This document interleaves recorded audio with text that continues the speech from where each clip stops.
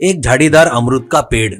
अमलापुर गांव में गोविंद बोलकर एक व्यक्ति रहता है। उसको पत्नी, लड़का और शादी की उम्र की लड़की थी। वो एक किसान था। वो अपने खेत में उगाई सो फसल को बेचकर उन पैसों से अपने परिवार को पालता था। तो इसी बीच उसकी तकलीफें शुरू हो गई। ब्याज वाले साहूकार के पास से पैसे लेकर लड़की की शादी करता है। कर्जा तो ले लिया, वो चुकाना तो छोड़ो, उसका ब्याज भी देने की परिस्थिति नहीं थी। साहूकार आकर कर्जा चुका कर बहुत गालियां देना शुरू करता है।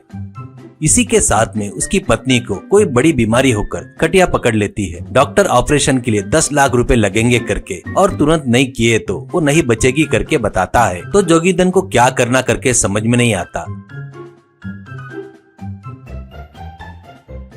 इस बार घर को, खेत को गिरवी रखकर उसी ब्याज वाले साहूकार को मिन्नतें करके फिर से कर्जा लेकर पत्नी का ऑपरेशन करवाता है।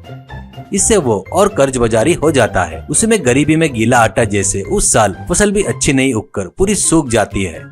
एक दिन ब्याज देने वाला साहूकार आकर गालियां देकर 2 दिन में उसका कर्जा नहीं चुकाया तो गिरवी रखा खेत घर ले लूंगा करके धमकी देकर चला जाता है।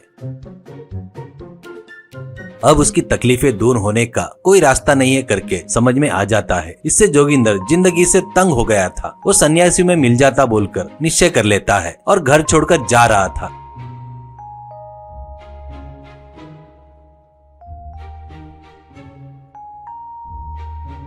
जंगल में वो एक जाम के झाड़ के नीचे रुककर, चीची भगवान, मेरी भी कोई जिंदगी है क्या? मेरे जैसे ने शादी ही नहीं करना चाहिए। अगर कर भी लिया तो बच्चे पैदा नहीं करना चाहिए। मेरे जैसे को परिवार में रिश्ते से कोई मतलब नहीं। मैं सन्यासी में मिल जाऊँ तो यही सही रहेगा। अगले जन्म में तो भी मुझे धनवान जैसा पैदा करना भगवान करके विनती करता है। बस उस पेड़ के ऊपर से एक गठरी उसके सामने गिरती है। वो आश्चर्य से उसमें क्या है करके देखता है। अंदर जो था उसको देखकर उसके होश उड़ जाते हैं। गठरी में बहुत सारे सोने के सिक्के रहते हैं। तब वो, भगवान मेरी दर्द विनती सुनकर मेरी मदद किया क्या कहते हुए वापिस घर का रास्ता पकड़ता है।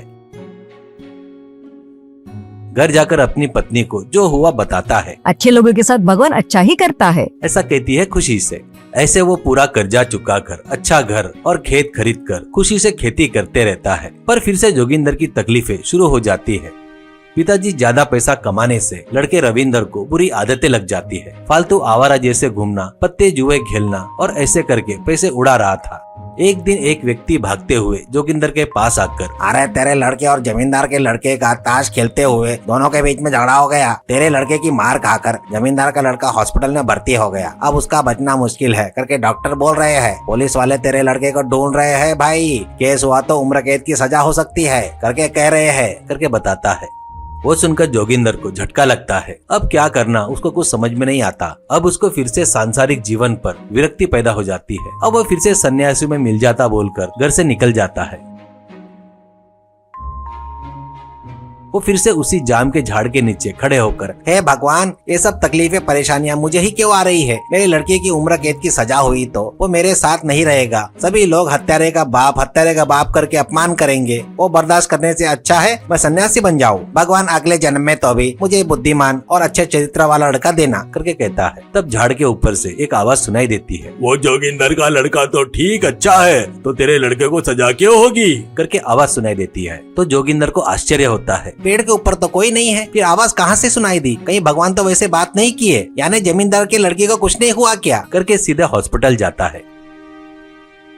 वहाँ पर जमींदार का लड़का बदन भर पट्टियों से बेड पर सोया था। उसके माँ बाप रिश्तेदार उदास होकर उसको ही देख रहे थे। जोगिंदर, क्यों जी जमींदार जी, ये क्या सही है क्या? मेरे से आपकी दुश्मनी है तो किसी दूसरे तरीके से निकालो, पर मेरे लड़के के ऊपर इल्जाम लगाते क्या? अच्छे खासे ठीक ठाक तुम्हारे लड़के को नकली पट्टियां बांधकर मेरे लड़के ने मारा है करके सबको बताते क्या? ऐसा कहता है। तब जमींदार कुछ कहने जाता है तो उसका लड़का फट से उठकर खड़ा होकर, ये क्या पट्टियां है और मैं यहाँ कैसे आया? क्या है ये लफड़ा? ये सबसे मुझे चिढ़ आ रही है कहते हुए पट्टियां छोड़ देता है।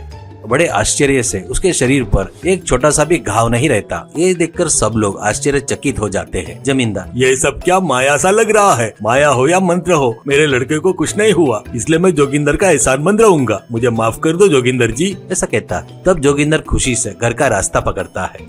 उस दिन से रविंदर भी बढ़िया अच्छे से बदल जाता है। ऐसे फालतू में घूमना बंद करके पिताजी के साथ खेती करते हुए रहता है। एक दिन जोगिंदर मैं धनवान हूँ पर करोड़पति नहीं हूँ। जन्मों जन्मों तक मेरा वंशज सुखी से रहे, उतना कमाना बोले तो एक ही रास्ता है। जंगल में जाम का झाड़ है, वहाँ पर जाकर सन्यासी में मिल जाता बोले तो मेरी इच्छा पूरी हो सकती है शायद, करके सोचता है।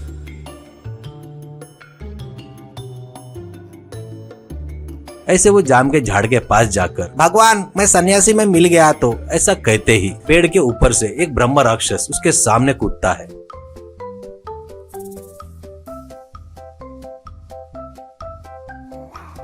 और तू फिर से क्यों आया है करके बोलता है। राक्षस को देखकर जोगिंदर का दिल धड़क जाता है और वो ये कौन हो तुम? ऐसा कहता है। तब राक्षस सन्यासी में मिल जाता करके आया था ना, तो मुझे देखकर क्यों डर रहा है? मैं ब्रह्मा राक्षस हूँ, बहुत सालों से इस पेड़ पर ही रह रहा हूँ। तू सन्यासी में नहीं मिला तो मेरी आत्मा को शांति मिलेगी, मैं स्वर्ग में जाऊंगा, इसलिए इससे पहले 2 बार मैंने तेरी मदद किया करके कहता है। तब जोगिंदर का डर निकल जाता है। मैं सन्यासी में मिलने से तू स्वर्गलोक में जाने का क्या संबंध है करके पूछता है। तब राक्षस क्या बताओ रे, भगवान उतनी जिंदगी देकर हिम्मत से जी कहता है, अच्छा परिवार भी देता है। इंसानों को तकलीफ आई तो हिम्मत से उसका सामना करना चाहिए, लेकिन सोने जैसा परिवार छोड़कर डर कर सन्यासी में मिलना नहीं चाहिए। मैं तेरा पूर्वज हूँ, तकलीफें बर्दाश्त नहीं कर पाया और सन्यासियों में मिलकर अनाथों के जैसे बुरी मौत मरकर उसके पाप के कारण ऐसा ब्रह्म राक्षस बनकर घूम रहा हूँ। मेरे वंश में मेरे बाद 5 पीढ़ी तक कोई भी सन्यास में नहीं मिलने तो मेरा पाप खत्म हो जाएगा, मुझे स्वर्गलोक की प्राप्ति होगी। मेरे वंश का कोई भी हो, मैं उसकी सिर्फ 2 बार ही मदद कर सकता हूँ। अभी तो मेरे वंशज की 5वीं पीढ़ी है, 2 बार तेरी मदद किया। अभी तू सन्यास में मिलकर अनाथों के जैसे मरकर मेरे साथ इस झाड़ पर रहता बोले तो भी चलेगा, नहीं तो जब तक जिएगा परिवार के साथ हिम्मत से जीकर बाद में मुझे स्वर्ग में मिलता बोले तो वो भी ठीक है, कहकर झाड़ के ऊपर फुर से उड़ जाता है। उस दिन से जोगिंदर फिर से जिंदगी में कभी नहीं डरा।